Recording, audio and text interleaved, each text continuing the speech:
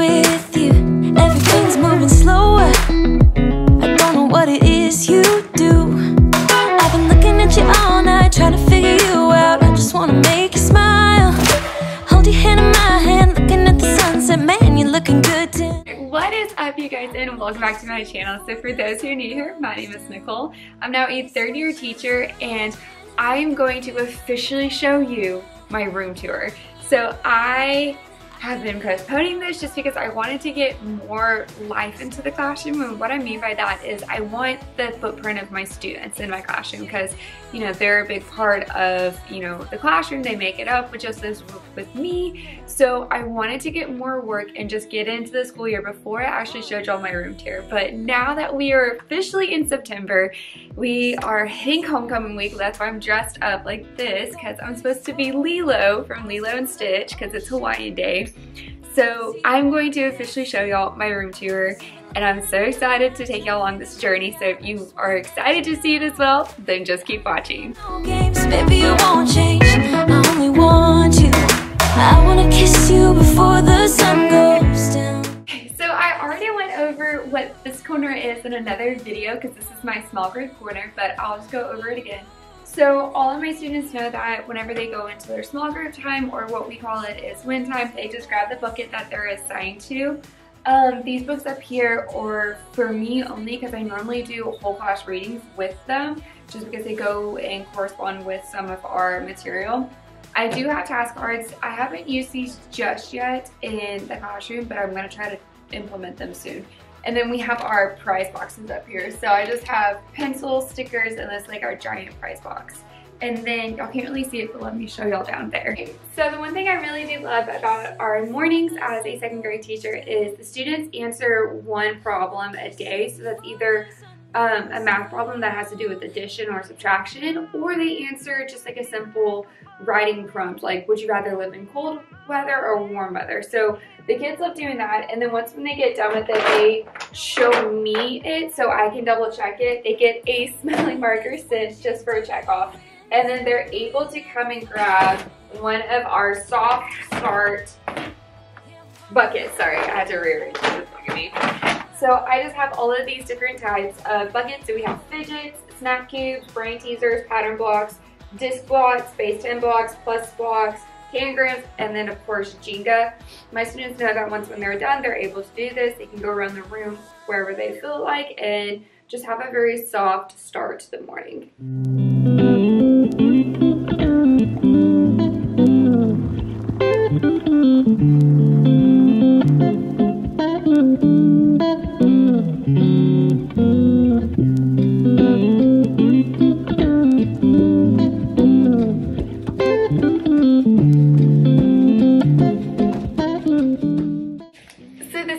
Right here is for student use. So in the pink and blue containers right there, I do have all of our supplies. The students know that if, you know, a supply goes out, they're more than welcome to help themselves to what I have here. My book area, I'm not 100% sold on it, so you're probably going to see it change again. I just have these little buckets with their labels on it with a colored sticker, and that color sticker corresponds to the spine because I put stickers on each of the spines. But I'm not really 100% loving it because, as you can tell, the buckets keep falling over because they're not steady. Plus the kids aren't putting them back into the correct places, even though I've taught them that. So we just might have to either reteach it or just go with the flow. So we're gonna come back to these and see if we can change something. So this is our book area. The students know that they can come and grab a book anytime in the morning time during classes. Not the time to do that. I do have our student center with my student's birthday, a calendar. Over here, I have our breakfast and lunch menus. That way the kids know what exactly they have for the cafeteria. And then our book shopping, whenever students feel like they need to go to the library to turn in a book, they see what day they need to go on, and that's the day they can do it.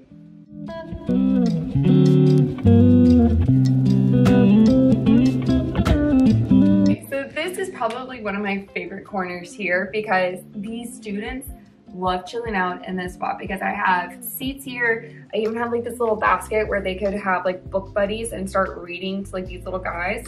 So they just love this area because it's a very calming corner. If some of my students finish early, we have extra work for them to do.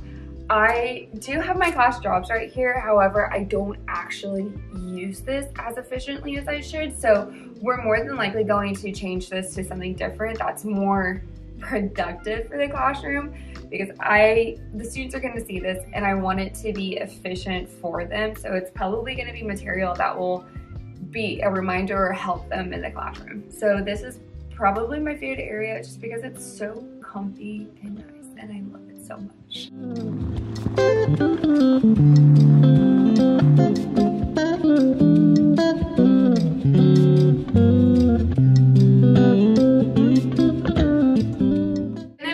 Our science bulletin board. So I only teach math and science, and I think it's so important to show key vocab words that these students are going to learn throughout the lesson. So right now we're learning about energy and magnetism. So I have all of these different types of energies that we are going to learn.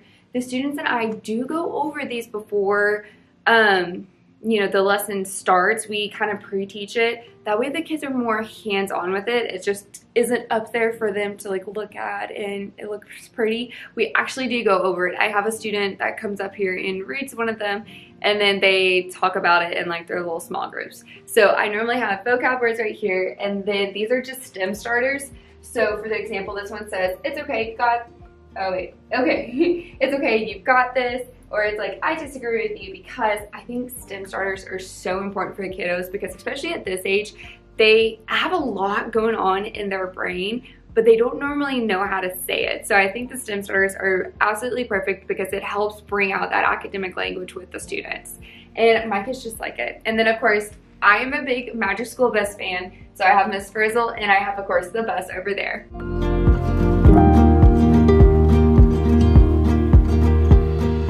Another favorite part about my classroom is our math talk wall.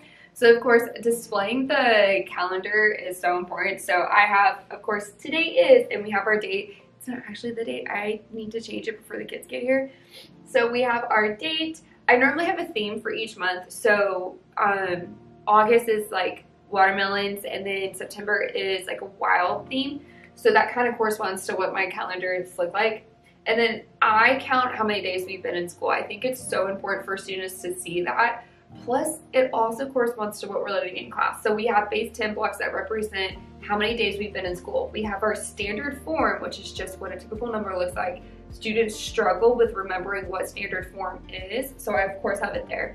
And then we have money, so we talk about how many cents we've been in school. We talk about the coins that can make it up and how it's always different. Then of course you have expanded form, which is another form students do struggle with, and I just like to have it there for a visual, just for our students to see. Our movement code word changes every week. The students and I go over it daily. So last week it was tiger, so the students know that if I'm giving instructions, they're not thinking about moving.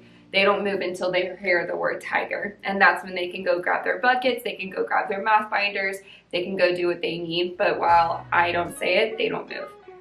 And then I do have a whole class management system for class behavior.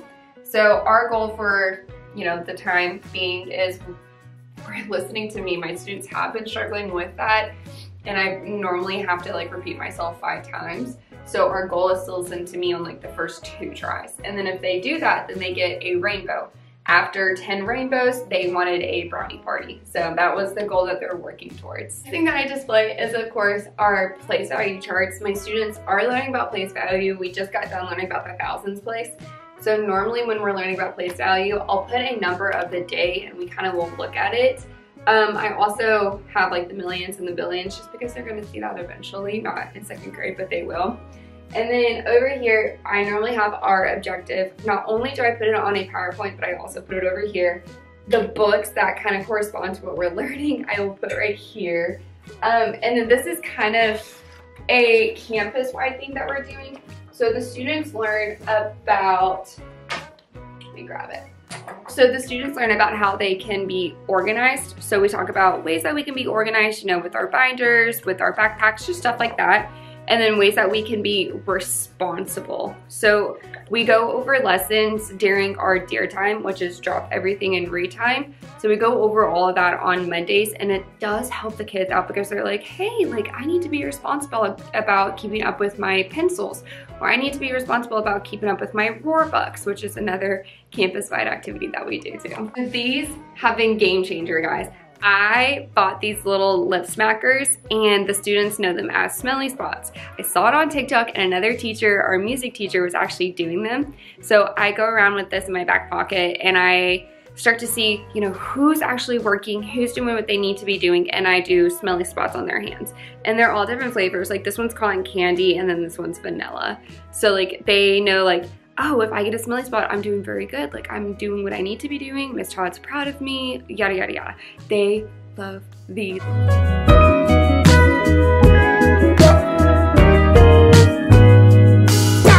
I have a math bulletin board that's set up the same way. I have vocab words for the students to see. We do go over these, and then I have a anchor chart that normally gives a visual for the students. I also have STEM starters as well, just because I'm so into academic language within the classroom. I think it helps out bilingual learners, which I am part of the bilingual pod. So I think it's so important for bilingual learners to see and like talk that way because it helps build up their academic skills.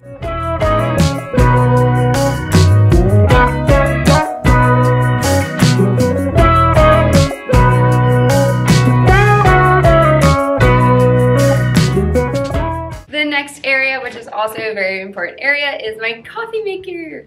So I do have a Keurig in my room. It is allowed on my campus. My students last year, which I taught 3rd grade last year, so my students last year, as long as I got parent approval, my students were able to make me a coffee. They just used a Keurig cup and that's it. And then they just hit buttons. Obviously they're not touching my coffee when it's on, and they know to scoop back when the coffee is making. That way, in case it does, like water does pop out, then they're not there close to it. But I don't know if I'm going to implement that with my 2nd graders just because they're a little bit tinier and they make me nervous. So I don't think I'll do it this year. If I do, then it'll be towards the later year. And then of course we have our candies area. My kiddos know that if they turn in their homework for the week, or if they meet their goal on a test, they are able to come grab one. So I just have Starburst. This was their request, was Takis, and they wanted the blue one specifically. So I got like a family size bag of Takis, and then Twizzlers. So the kiddos know that this area is kind of off limits. I don't have to put up anything. They just know it's off limits unless they have my approval to be over here.